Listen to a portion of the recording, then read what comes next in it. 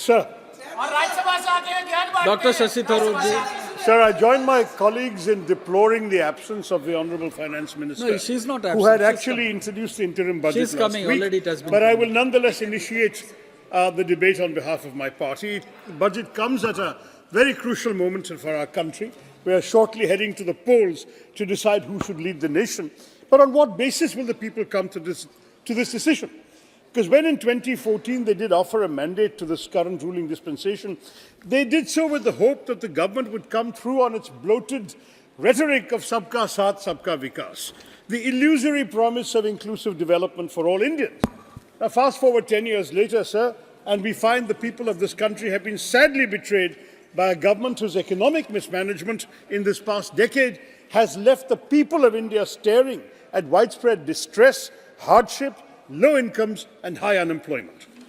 Now, the first glimpse of their economic ineptitude came with the reckless decision of demonetization that broke the back of the Indian economy and resulted in a monumental disaster where poor and middle-class citizens suffered and in several cases even died while waiting in long lines to convert their notes, while the wealthy friends of the government managed to exchange their currency with ease.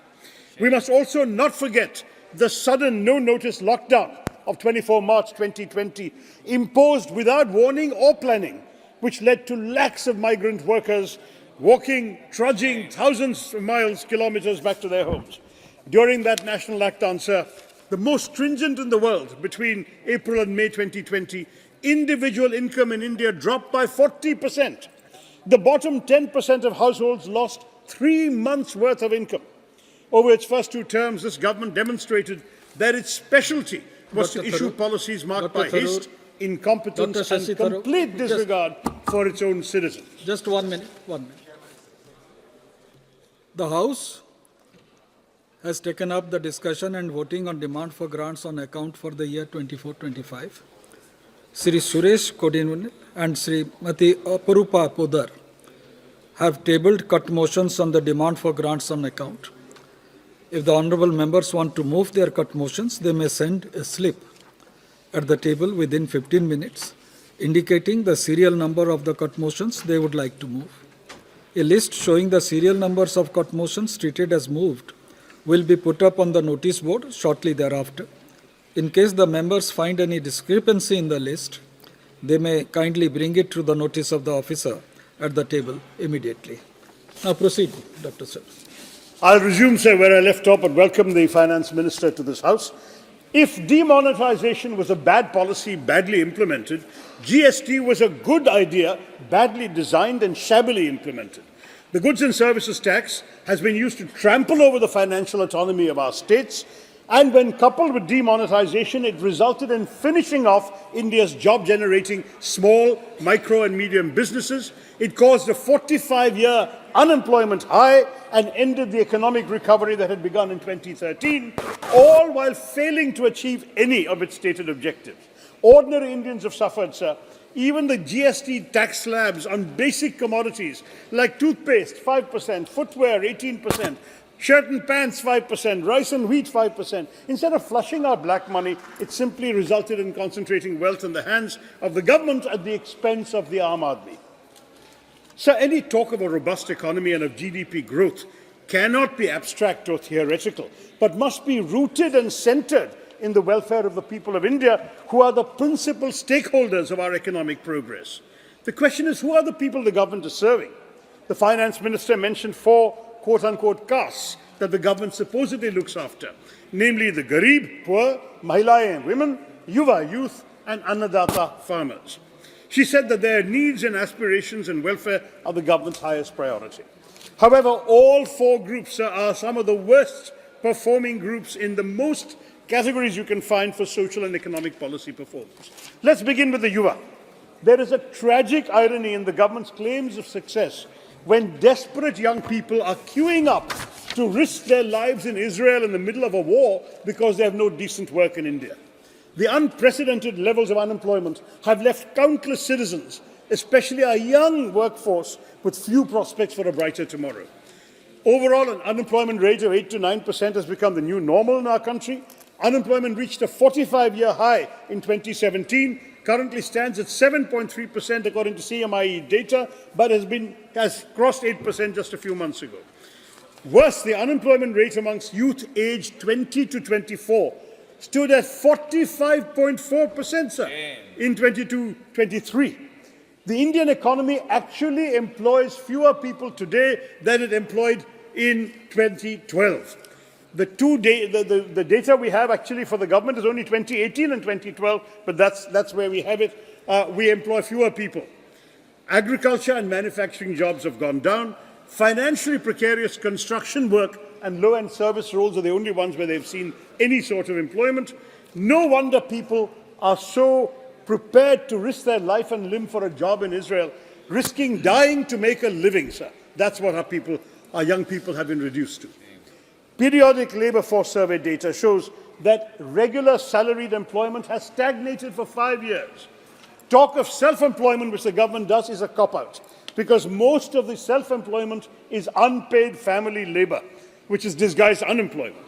Experts reckon that the growing army of self-employed in any case constitutes very low-quality employment, and unpaid workers have increased from 40 million in 2017 to 95 million last year. You can call them self-employed, but unpaid workers are not counted as employed by the ILO, the International Labour Organization. Now, the share of agriculture in total employment has gone up, which is an indication that there are not enough jobs available outside of agriculture. To this, the government offers schemes like Skill India as a palliative. Skill India has set out a goal of skilling 40 crore workers by 2022, but if you look at the grand total trained under the Pradhan Mantri Kaushal Vikas Yojana, it is 1.3 crore, not 40 crore. And of that 1.3, only 24 lakh people have been placed in jobs. Skill India has been a failure, sir. The workforce share that was formerly vocationally educated trained in 2012 was 2.3%. In 2023, after 10 years of this government, the share has gone from 2.3 to 2.4%. What should we say? Congratulations. All this crying about Yuva Shakti. The truth is that their future looks bleak, sir. The Affairs Minister is disrupting the Finance Minister. Sir, here is one landed member is speaking, please. Have the courtesy to this. The Finance Minister doesn't wish to hear any uncomfortable truth, sir. This is an insult to a speaker. This is pre-planned, sir. This is pre-planned. Please. The young people of our country, sir, are facing a double whammy. Falling labour participation rates and shockingly high unemployment, as I've just described, while the minister was otherwise occupied. Government praises the startup culture as an alternative, but fund-starved startups fired nearly 18,000 people in 2022. Startup fundraising activity is so subdued, sir, that in all Indian startups put together raised just $1.1 billion in January, down 75% compared to January of the previous year. Let's turn to MSMEs. They've been the main employment generators in this country, but they also find themselves shrinking in today's economy. Many were permanently closed after the disastrous demonetization. In 2016, we had 6.25 crore MSMEs. The number has dwindled to now 3.25 crore, as per the government's own Udayam portal, the MSME registration portal. More than 60% of the conventional micro-enterprises in our country, which were engaged in business activities for more than 10 years, have perished. They've been closed, sir.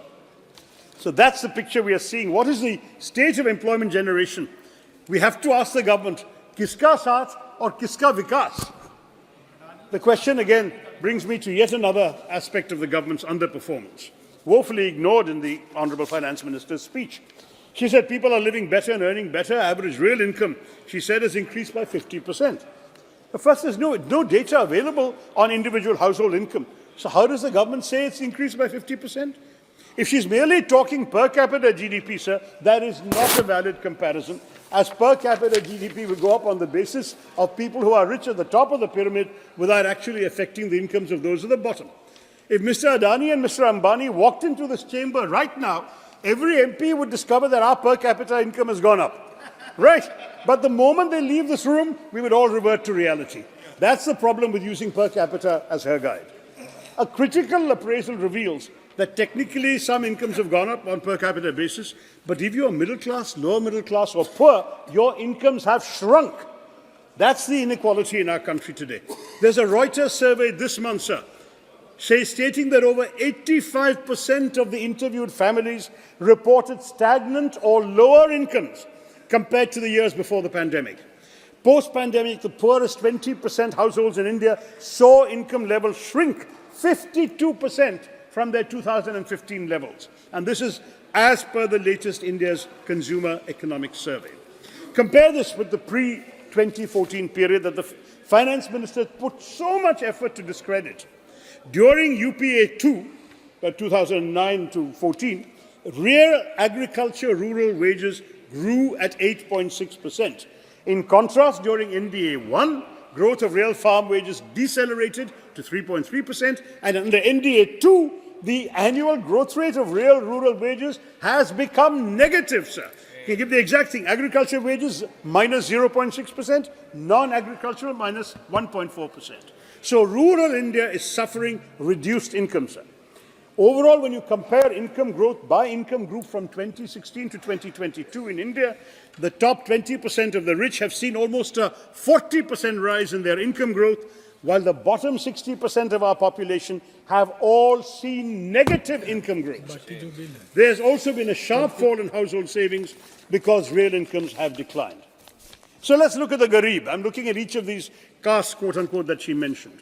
The government claims it made 25 crore people free from multidimensional poverty in the last 10 years. Now, that claim has to be interrogated. First, if 25 crore have indeed been freed from poverty, why are 81 crore still receiving free food grains? Second, how is the government expecting us to trust their number when consumption expenditure surveys were not done from 2014 onwards to 2022, and the National Multidimensional Poverty Index has been attacked by experts here and abroad who question both the manner and methodology with which it is calculated? The truth is the government's record is disillusioning. The UPA era created the fastest ever decline of poverty levels in India's history between 2005 and 15, whereby 271 million or 27.1 crore Indians were lifted out of poverty, providing what UNDP called the greatest relative development for the poorest 40% during this period. Under the BJP, I'm still quoting international sources, 230 million Indians or 23 crore slipped into poverty during the pandemic, and according to the World Bank, an astounding 80% of the world's people who slipped into poverty in 2020 during the pandemic were from India. 80% going below the poverty line were from India. But there's worse. The National Survey Organization has not conducted its quinquennial national consumption expenditure surveys to identify the proportion of people below the poverty line. The global poverty line at one point was $1 a day, now it's $2, according to World Bank and UN figures. But in India, despite all the government's tall claims of growth, the official national poverty line is very low, at rupees 1,286 per month per person in urban areas and 1,059 per month per person in rural areas. Has the government raised 25 crore people above these levels? There's no indication. The Indian government has conducted no survey, neither a national consumption expenditure survey, and of course no national census either. We are in a statistical void, and what we only have is this multidimensional poverty index of the Niti Aayog, which is a new index they have created, which cannot be compared with any past poverty numbers. We have absolutely no basis for judging whether poverty has actually gone down, as the finance minister claims. As we all know, on issue after issue, NDA apparently stands for no data available. Now, one of the greatest disservices that this government has done to India is that a country which enjoyed a global reputation for reliable statistics is no longer trusted on its numbers. From COVID death claims to real-life economic indicators. These are really horribly disenchanting figures that seek to mask but in fact reveal the government's mismanagement of our economy. The finance minister calls inflation moderate, but the fact is he's not acknowledging that the Indian middle class and poor have been left defenseless in the face of rising inflation. Retail inflation measured by the CPI rose to a 15-month high of 7.44% in July 2023. But a recent survey by the data analytics firm Kantar found that 57% of Indians are worried about rising inflation. Look at wholesale market prices from December 2023, just a month ago, 19.6% higher when compared with the same month the previous year. Paddy became costlier by 10.5%, milk by 7%, vegetables by 26.3% year on year. And this is linked to growing nutritional concerns. The State of Food Security and Nutrition in the World report, another unimpeachable international document, says that a significant 74.1% of India's population cannot afford healthy food. This translates to over 100 crore people in India facing a crisis of inadequate nutrition, and it's a distressing number that is substantiated by our dropping to the 111th rank out of 125 countries in the 2023 Global Hunger Index. Even in the latest interim budget speech, the finance minister spent a lot of time celebrating the success of GST, amassing a lot of revenues. But her speech was not punctuated this year with any verses or shairis, not even from Tiruvalluvar. So I prompted a poet friend of mine to put the plight of the suffering it caused the Aam Aadmi into verse. And I'd like to share it with her to italicize the really sad state of the Indian economy from the point of view of a common man like this Kavi. कर्ज के बोझ से आम आदमी तर हो गया, महंगा हो गया खाना पीना, महंगा घर हो गया. मंत्री जी के बजट की खामी हम बतलाते हैं, सिर से करके शुरू चलो पैरों तक जाते हैं.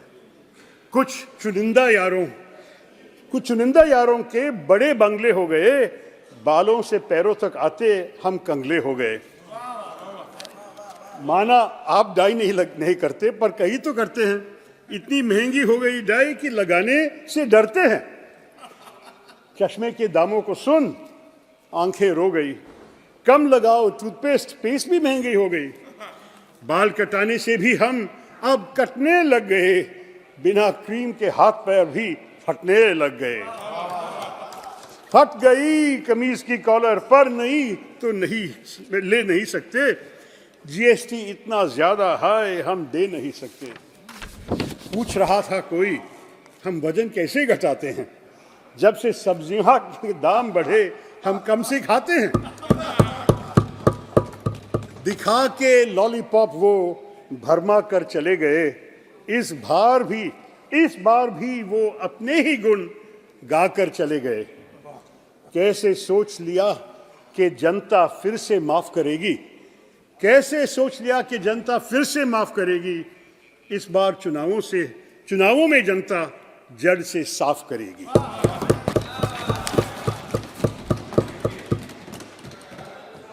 That, sir, is the plight of the Aam Aadmi. Others who can are voting with their feet. The External Affairs Minister told Parliament that over 16 lakh Indians gave up their citizenship, including 2,25,000 in 2022 alone. High net worth Indians are leaving the country because of this government's tax terrorism. 7,500 millionaires left India in 2022, 6,500 last year. They have taken their resources to invest them abroad and not in our country, where private investment is seriously down under the NDA government. The FM's claims of human development don't stand the test of objective scrutiny either.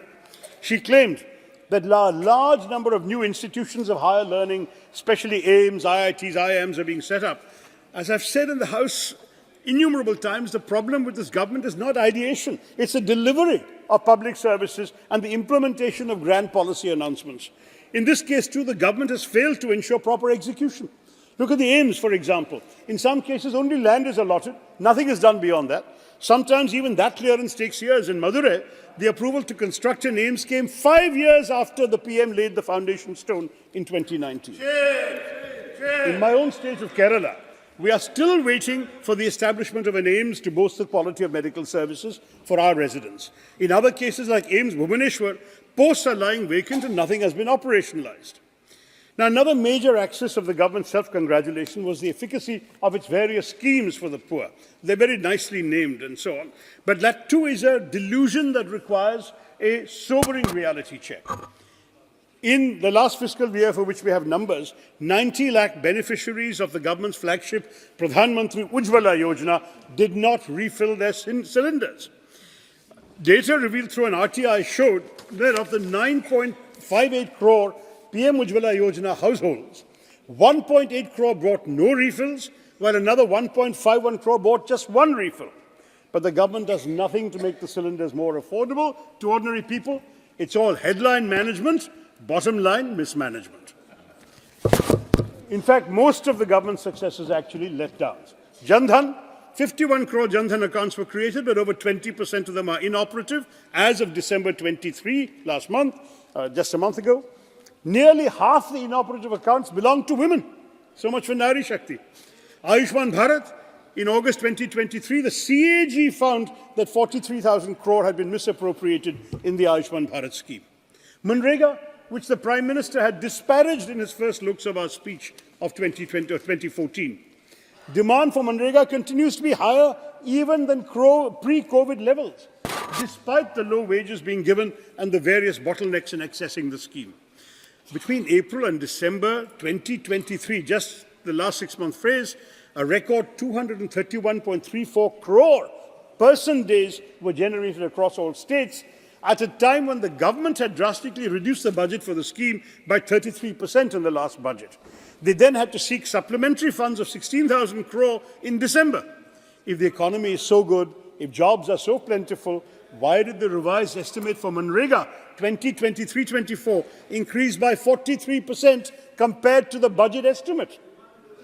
Let's turn to the Annadatta. Close to 689 lakh farmers enrolled under the Fasal Bima Yojana during the 2023 season.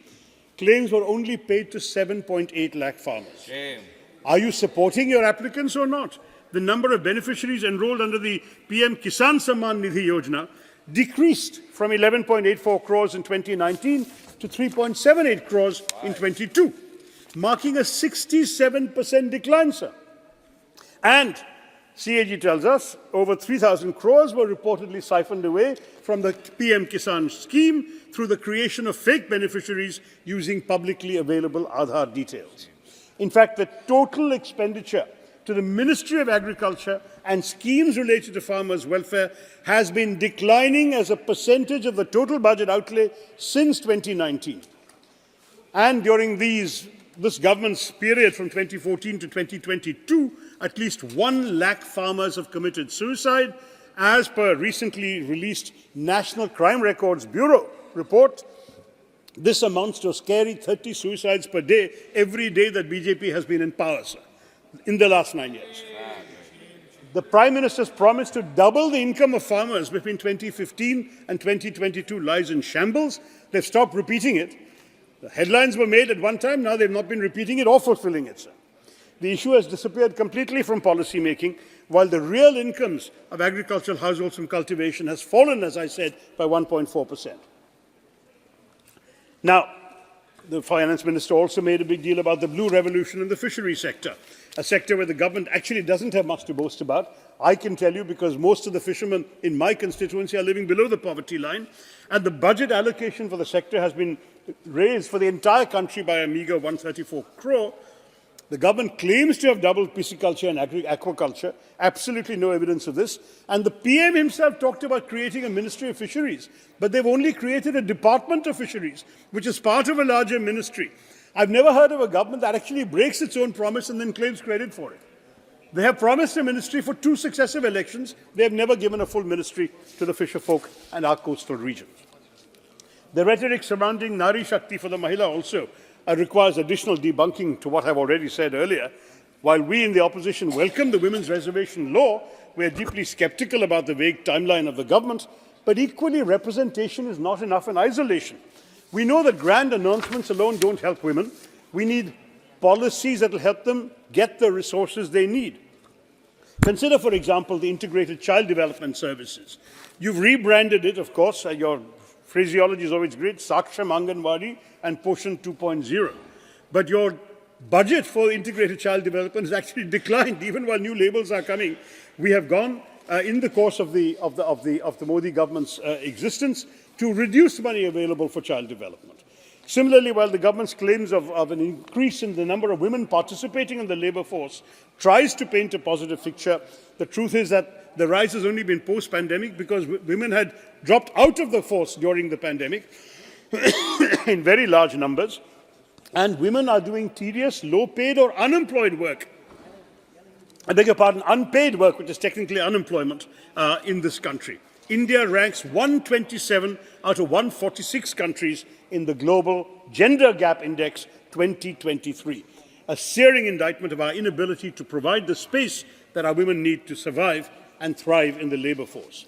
So much then for all the claims of empowering the Garib, the Mahilayen, the Yuva, the Annadata. Contextualizing the FM's budget speech in the highly competitive global environment yields even more evidence of policy failure. Dr. Tharoor, the Finance Minister argued that India's economic development has been good, even... I'm sorry? You have already completed 25 minutes.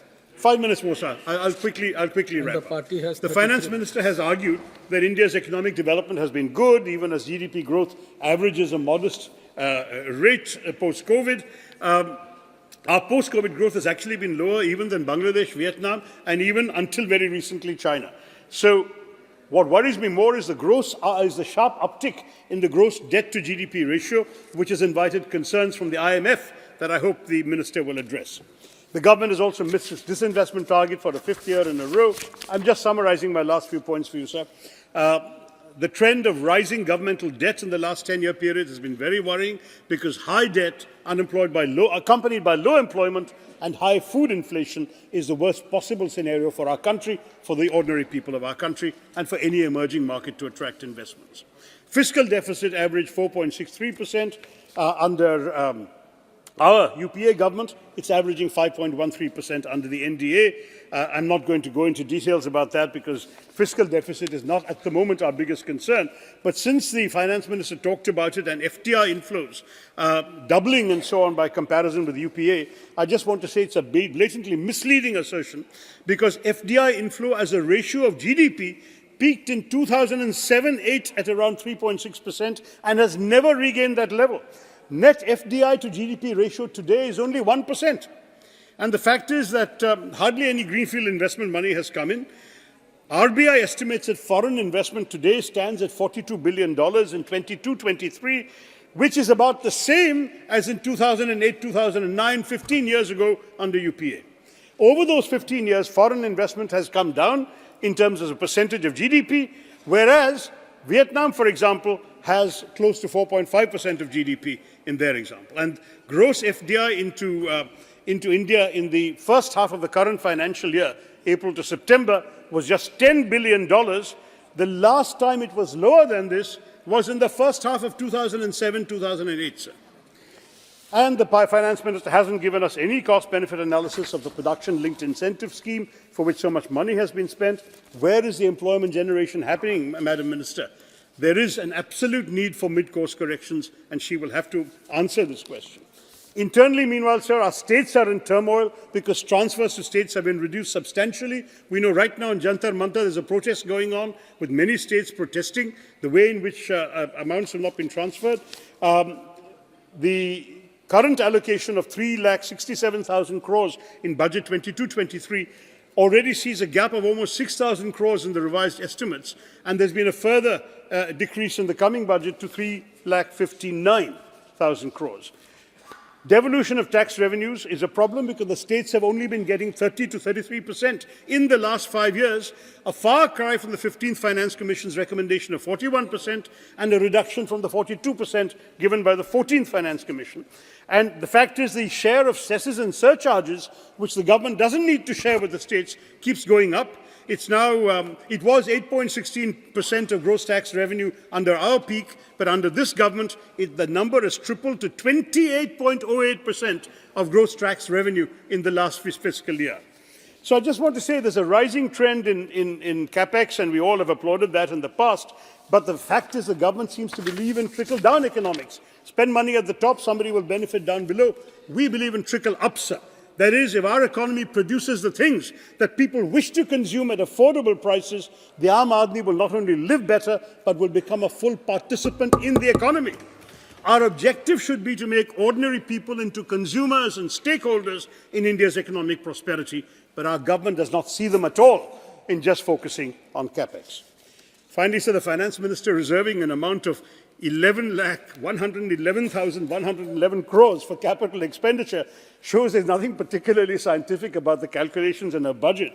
A minister who chooses a lucky number is heading an economy that needs all the luck it can get, sir.